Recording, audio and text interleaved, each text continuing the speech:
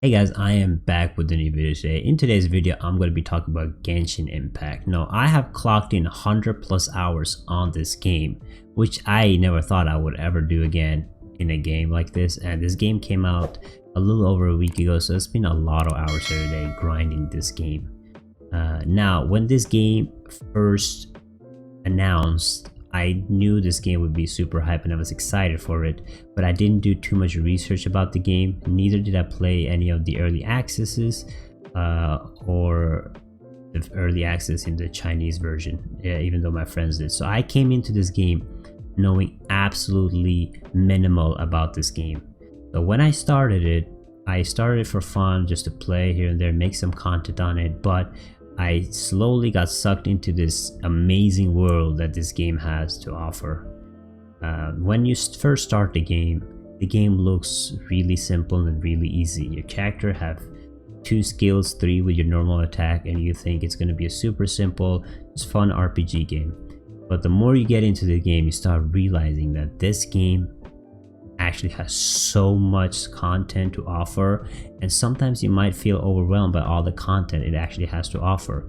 I did not understand most of the game until I hit adventure level 25, and that was straight up 3-4 days of grinding every single day super hard and still not understanding everything. By having characters that there's a character level, there's an adventure level, and there's a world level. So first of all, you're kind of confused of what these different levels mean, and then the more you start playing, you start understanding that the character levels are for your heroes that is in your team. And you have the world level, which means that the bosses you fight are harder and that they drop better loot. The adventure level is your main level, and the higher adventure level is, the higher you can ascend your characters, and the more you can ascend your weapons, and so on. And you will unlock more and more difficult content the higher adventure level is, or adventure rank is, should I say.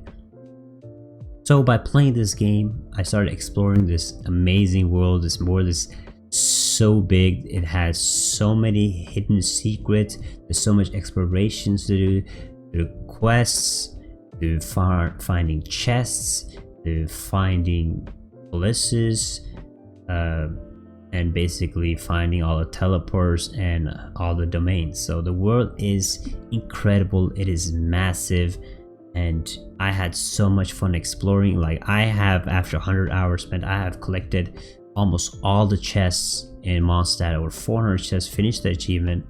I've collected almost all the chests in Lia, which is over 800 plus chests, and I got the achievement. And I have explored literally everything that is to explore so far about the game.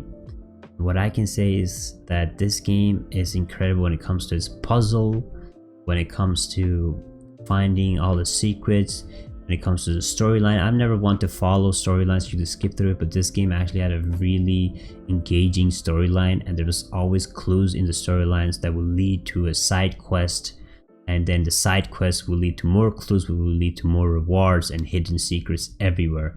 And when you're searching for chests and you're searching for everything, you find these hidden clues everywhere around in the game.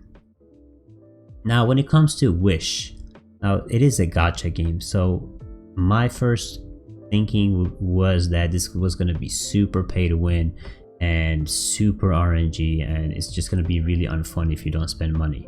Now, I didn't spend much. I only spent the $10 on the battle pass, and I'm a level 11 currently on the battle pass, so I haven't got too much rewards from it.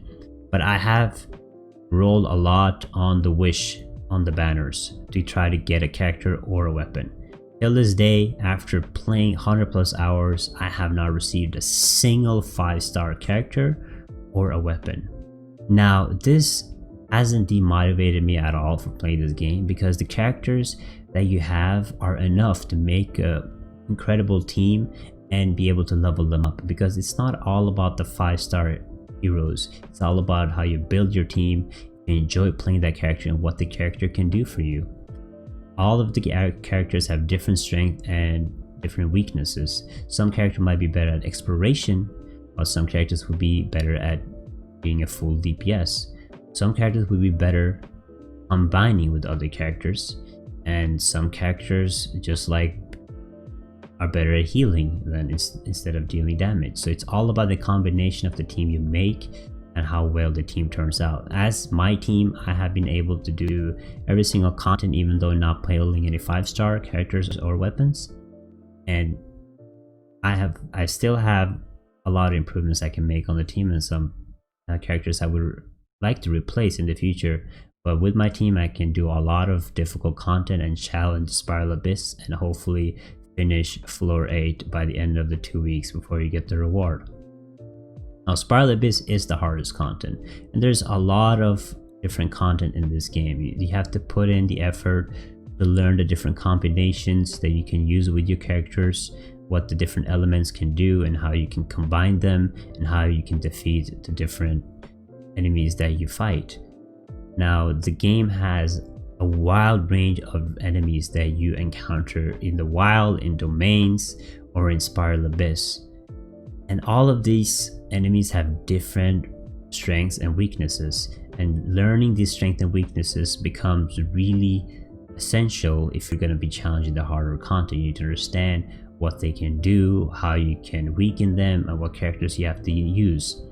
In the future, when you start challenging Spiral Abyss, if you watch my last video, you will see you needed 8 characters to challenge, because there's different levels of the monsters that you fight. Then you have to pick the team that is best suitable for the characters and make sure that you have the upper advantage when challenging them. And to do that, you need more knowledge about your own characters and what the enemies can do. There's so much small and different details that you have to pay attention to with your characters. When it comes to artifacts, you're making sure that you hear him correctly, what talents to improve on, which characters' talents are important to focus on, which weapon the characters are supposed to be using, which weapons are better for them when it comes to the effect bonus of the weapon, which character you should focus your ascension on, where to farm the materials.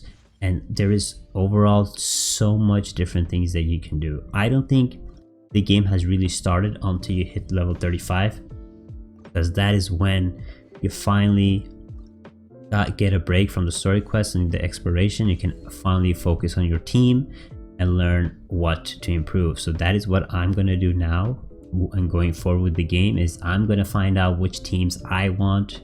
I'm going to have 2 set teams and improve on them and make sure that both the teams have a good combination, they have the right talent sets, they have the right artifacts, and that I understand what the different monsters can do so I can challenge the Spiral Abyss, and so on.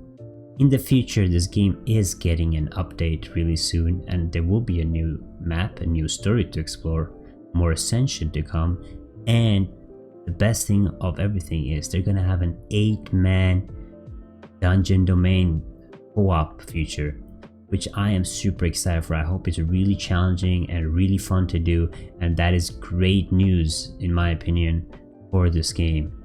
So you want to keep grinding, you want to keep gearing and leveling your characters, and so your character is ready. Now if you're a casual player, that is completely fine. You have over 2 to 3 weeks to catch up. Everybody's leveling super slow now. I don't think everybody's higher adventure rank than 39 at this point, so everybody's at the same board level. Grinding hard or not, you're gonna catch up on the game, while the people that leveled super hard in the start are gonna be at the same spot as everybody else when the update release. There might be some levels ahead, but they will be close by when it comes to the adventure rank and the world level.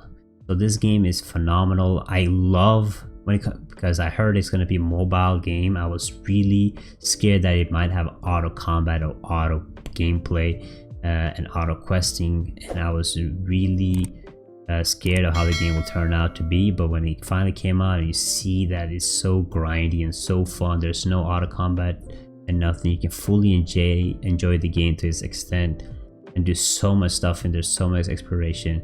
It's just a phenomenal game, and I see this game being one of my favorite games of all time. So that is my opinion. I'm gonna be making more guides on tips and tricks, guides generally, so make sure you guys like and subscribe if you guys enjoyed. I wish you guys luck in your grinding and farming, and I will see you guys next time in the next video. Bye bye.